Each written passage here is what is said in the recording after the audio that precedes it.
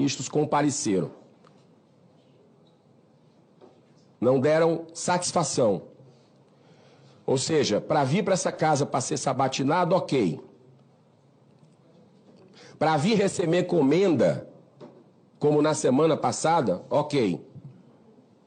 Mas para dialogar com senadores que foram eleitos pela população brasileira, infelizmente, não atravessam a rua para a gente procurar uma harmonia, procurar esclarecer certos pontos para uma sociedade que está incomodada cada vez mais. Então, em sociedades desenvolvidas, a transparência e a eficiência na gestão pública constituem regra geral. E os desvios sempre reprimidos pelo Poder Judiciário, no cumprimento de leis naturalmente justas, isso é fundamental.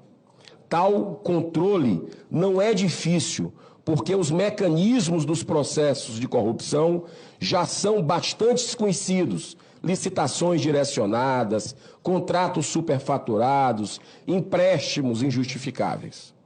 Ao longo de toda a história da República, o câncer da corrupção sempre esteve presente, mas nos últimos tempos atingiu um estágio de metástase, como um novo elemento que agrava muito mais as consequências funestas dos desvios dos recursos públicos. A revista Veja, no mês de julho, publicou uma densa reportagem apresentando trechos inéditos dos depoimentos oferecidos por Marcos Valério Fernandes de Souza, o notório operador do escândalo conhecido como Mensalão, no qual parlamentares eram cooptados a votar matérias de interesse do governo que administrava o Brasil naquela época. Valério afirma ter ouvido do secretário-geral do PT, Silvio Pereira, detalhes de relações existentes entre membros dirigentes do PT e o PCC, tida como uma das mais poderosas organizações criminosas do país.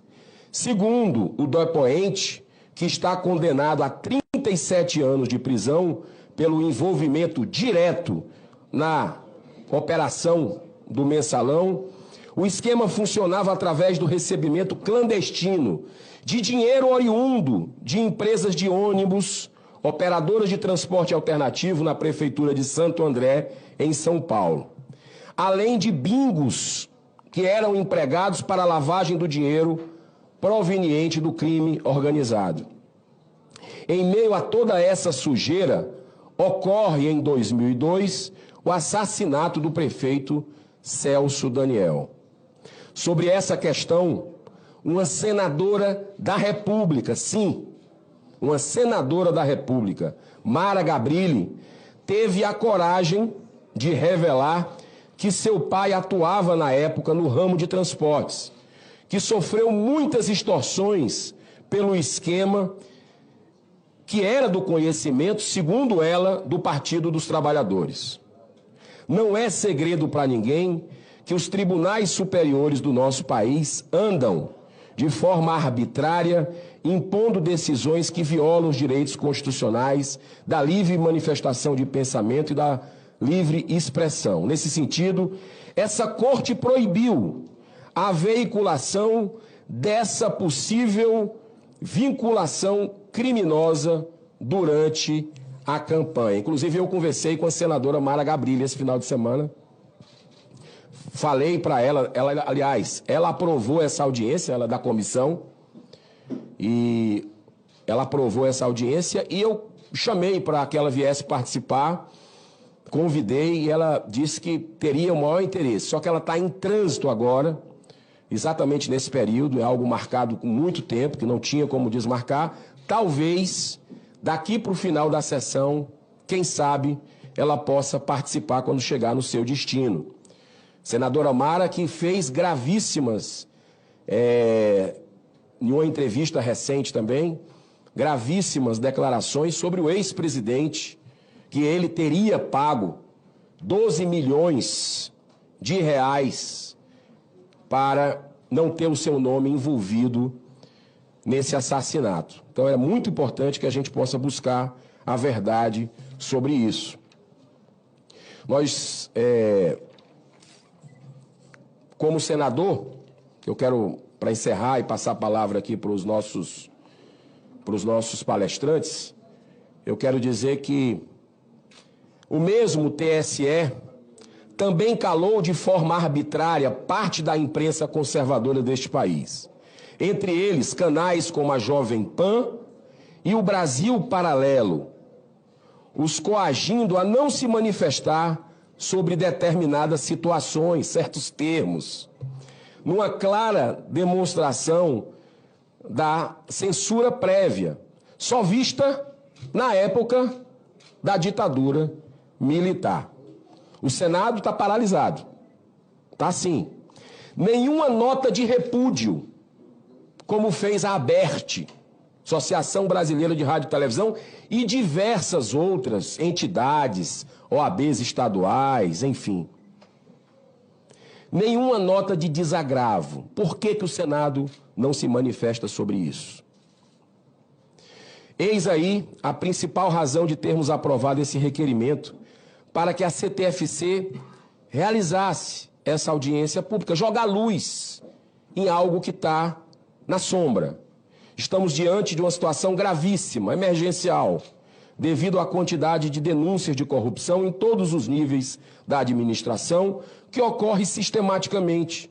Corremos o risco de que parte da população acabe aceitando isso como algo natural e inevitável. Seria a consolidação da deplorável tese do rouba, mas faz. Mas agora temos uma situação muito mais degradante e perigosa para os destinos da nação.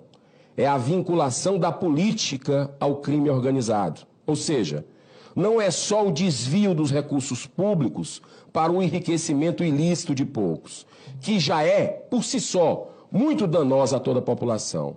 Agora é muito pior. É também para o financiamento dos grandes inimigos da sociedade. Criminosos astutos, perigosos e cruéis, que vivem do tráfico de armas para matar, de drogas, para entorpecer e destruir famílias inteiras. Estamos vivendo um dos momentos mais críticos da nossa história. Temos assistido sucessivos golpes contra a democracia do Brasil, instituindo a censura, a volta dela, sim, vindos justamente de alguns dos nossos ministros da Suprema Corte, que têm como primordial resguardar a Constituição. Como senador, para finalizar, membro da única instituição capaz de coibir tais abusos, não posso me calar, e muito menos me omitir.